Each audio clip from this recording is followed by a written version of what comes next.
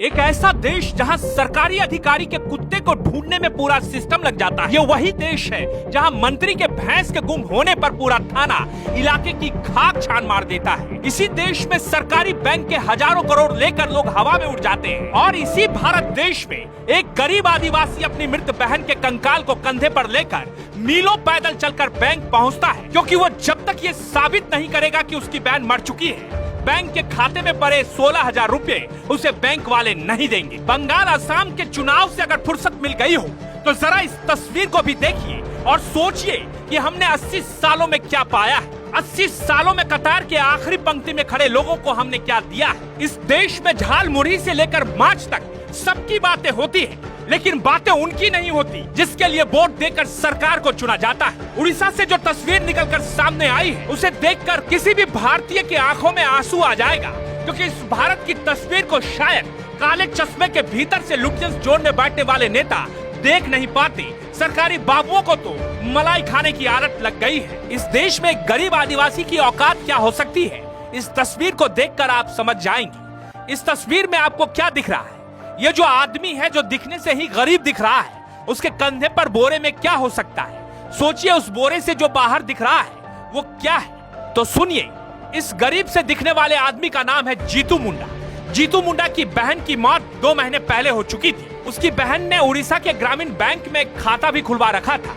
मरने से पहले उसने अपनी मवेशियों को बेचकर कुछ पैसे उस बैंक खाते में जमा किए थे। क्योंकि जीतू मुंडा की बहन के पति और बेटे की भी मौत पहले ही हो चुकी थी, तो ऐसे में उसका कोई वारिस नहीं था। जीतू मुंडा अपनी बहन के बैंक अकाउंट में जमा पैसा निकालने के लिए उड़ीसा ग्रामीण बैंक पहुंचता है, लेकिन वहां बैंक में मौजूद अधिकारी ये कहते हैं कि उसे सबसे पहले डेथ सर्टिफिकेट लाना होगा, जिससे ये साबित हो कि उसकी बहन की मौत हो गई हो। जीतू मुंडा अनपढ़ है। अब अनपढ़ क्यों है, इस पर लंबी बहस हो सकती है, क्योंकि जीतू मुंडा जैसे करोड़ों ऐसे भारतीय हैं जो ग्रामीण इलाकों में रहते हैं, जंगल पहाड़ पर बसते हैं और पीढ़ी दर पीढ़ी से अनपढ़ ही होते आए हैं, तो इनकी बात तो फिलहाल किसी चुनाव में नहीं सुनाई देता है। तो कहानी को आगे बढ़ाते हैं। जीतू मुंडा बार बार बैंक की चक्कर काटता है, लेकिन हर बार उसे बैंक से यही जवाब सुनने को मिलता है कि वो डेथ सर्टिफिकेट लेकर आए, तभी वो बैंक खाते से पैसा निकाल पाएगा।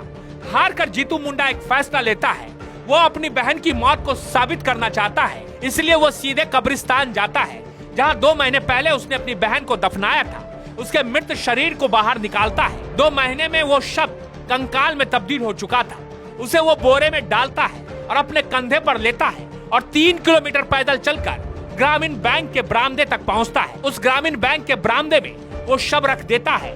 बैंक अधिकारी इस हरकत को देखकर हक्के बक्के हो जाते हैं। वो अंदर से ग्रिल बंद कर देते हैं। ये खबर आग की तरह फैलती है। खबर पुलिस स्टेशन तक भी पहुंच जाती है। पुलिस के अधिकारी दौरे दौरे बैंक पहुंचते हैं और फिर जीतू को समझाने लगते हैं। पुलिस के अनुसार जीतू अनपढ़ है और कानूनी प्रक्रिया से अनजान था।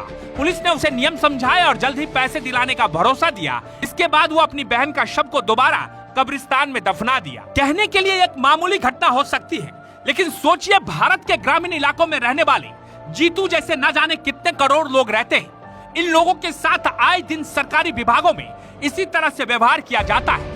एक अदना सा कागज लेने के लिए इन्हें बार बार दोहराया जाता है।